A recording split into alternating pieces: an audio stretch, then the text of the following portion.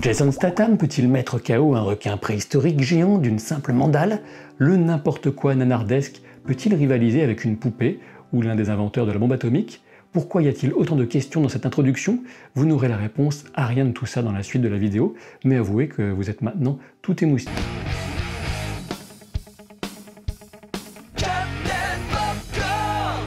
En eau très trouble est-il un nanar? Alors pas au sens propre, puisque le film a parfaitement conscience de ce qu'il est et prouve dans sa seconde partie notamment qu'il ne se prend pas au sérieux. Disons simplement qu'il tente de jouer sur une aura nanardesque, ce qui est totalement différent et bien plus vicieux commercialement. Alors y aura-t-il des spoilers dans cette vidéo? Eh bien non, pas vraiment, d'autant plus que le déroulement du film m'a un petit peu surpris. Toutefois, des images de bande-annonce seront utilisées pour l'illustration, comme à l'accoutumée. Il y a une chose à savoir pour comprendre ce film, c'est une coproduction sino-américaine distribuée par Warner Bros. Cet argent chinois et la destination du film à un public notamment chinois se ressent assez nettement aussi bien dans les lieux, le casting et les langues parlées dans le film. On a deux personnages principaux campés par Jason Statham et Wu Jing, un acteur chinois qui a fait l'essentiel de sa carrière sur des films d'arts martiaux et d'action. Et au passage, vous pouvez trouver son premier film, Tai Chi Boxer ou Tai Chi 2, en version française et gratuite sur YouTube, même si c'est en mauvaise qualité, bien sûr. La construction du film est étrange avec deux parties très distinctes, une première qui reste sérieuse et plutôt premier degré, malgré toutes les aberrations scientifiques qu'on peut imaginer pour un tel film, bien entendu, et une seconde qui est nettement plus orientée sur un second degré assumé, voire auto-parodique. Je pense qu'on peut être déçu aussi bien si on s'attend à un film d'action qu'à un film humoristique. Pour autant, de mon côté, je dois avouer que j'ai trouvé le film sympathiquement stupide et divertissant. Je pense que j'aurais préféré que le film prenne le contre-pied total de ce qu'on attendait de lui et reste sur la tonalité sérieuse de la première partie tout du long, mais les extravagances de la seconde partie, qui se déroule littéralement sur l'île du fun, correspondent peut-être davantage à certaines attentes. Et justement, le principal problème du film réside dans cette tentative de contenter tout le monde et de proposer deux tonalités très distinctes. La première partie ressemble presque à un pari du réalisateur qui voudrait prouver sa capacité à faire un film aux véritables enjeux dramatiques, tandis que la seconde serait là pour répondre au cahier des charges pseudo-nanardesque. L'idée n'est évidemment pas de s'abêtir ou de débrancher son cerveau, mais simplement de profiter du film pour ce qu'il a à offrir. Ceci étant dit, si le budget ciné est un petit peu serré pour vous, j'aurais clairement tendance à vous conseiller d'aller voir autre chose. Si vous voulez un film exigeant, réfléchi et capable de vous apprendre une chose ou deux, allez voir Oppenheimer par exemple. Si vous voulez absolument de la comédie d'action, je peux vous garantir que le film Tortue Ninja,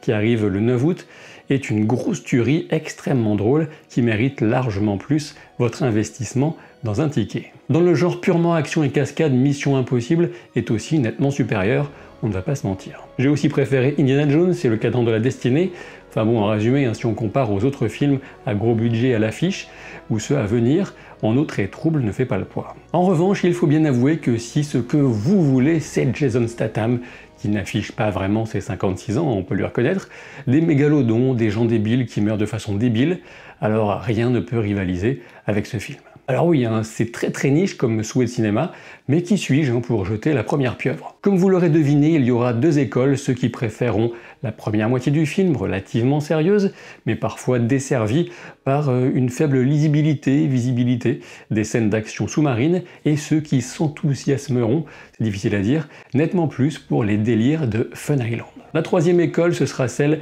des hauts couteaux de cuisine, ce sera celle des malheureux qui auront simplement détesté le film de bout en bout dans son ensemble, ce que je peux aussi comprendre. Outre cette structure totalement déséquilibrée, on peut relever d'autres choix plutôt étonnants. D'abord, on peut dire que les principaux antagonistes sont des humains plutôt que des mégalodons, ce qui peut surprendre, voire décevoir. De mon côté, j'y ai vu une surprise plutôt bienvenue, sachant que je n'avais strictement aucune attente en termes de suspense et d'angoisse via les super prédateurs de la fosse. Ensuite, même dans un film qui se contrefout de toute notion de réalisme, il oublie aussi parfois celle de cohérence avec lui-même, de cohérence interne, notamment avec une espèce sensible à la lumière, mais qui s'accommode ensuite très bien de la lumière du jour. Bon, je suis d'accord, on sait que c'est totalement n'importe quoi de toute façon, alors admettons. Par ailleurs, les méchants humains sont des caricatures ambulantes, ce qui ne me choque pas dans ce type de film, mais je pense qu'on aurait pu pousser les choses plus loin pour aboutir à un humour plus carnassier. Alors évidemment, les méchants sont occidentaux et les gentils sont chinois ou dans leur camp. C'est très grossier certes, hein, mais peut-on vraiment s'en plaindre après toutes les caricatures de méchants asiatiques qu'on a vues à Hollywood au fil des décennies écoulées? Ceci dit, on remarque aussi que le seul personnage noir est un élément important de l'humour du film et la seule référence vaguement osée quand on trouve des capotes dans son sac. Ouais. On a des références très évidentes à Jurassic World ou encore à Indiana Jones et le Temple Maudit. Écoutez, pourquoi pas.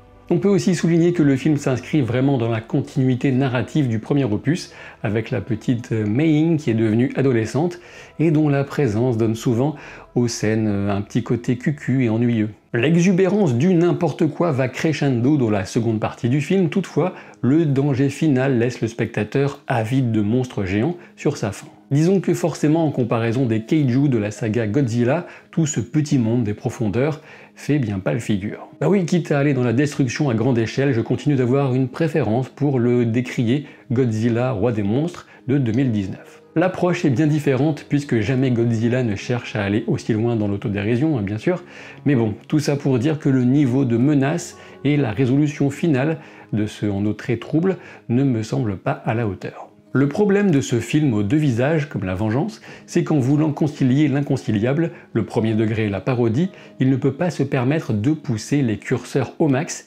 ni d'un côté, ni de l'autre. Et il faut dire que le fait de viser le marché chinois comme un bassin à fort potentiel n'aide pas non plus à proposer un cinéma plus incisif, puisqu'on sait que la censure frappe encore sur le territoire chinois et sur des sujets bien différents et parfois farfelus. En allant à fond sur l'ambiance oppressante de la première partie, le film aurait pu étonner en bien en proposant un film d'action thriller relativement honnête, sans casser 3 nageoires à un meg, mais vous voyez l'idée. De l'autre côté du spectre, en allant à fond sur le parodique, voire l'absurde, on aurait pu avoir un y a-t-il un Statham pour sauver la Meg, mais bon, il faut dire que Sharknado a déjà largement dévasté le potentiel comique de ce type d'approche avec sa lourdinguerie totale. On aurait pu aller vers quelque chose de plus brutal, plus vicieux, mais dans ce cas la classification Rated R aurait sérieusement réduit le potentiel d'entrée chez les ados, gros consommateurs de saloperies en tout genre qui font du bruit en salle et qui salissent les moquettes au passage, sans parler des téléphones allumés et des discussions en plein film.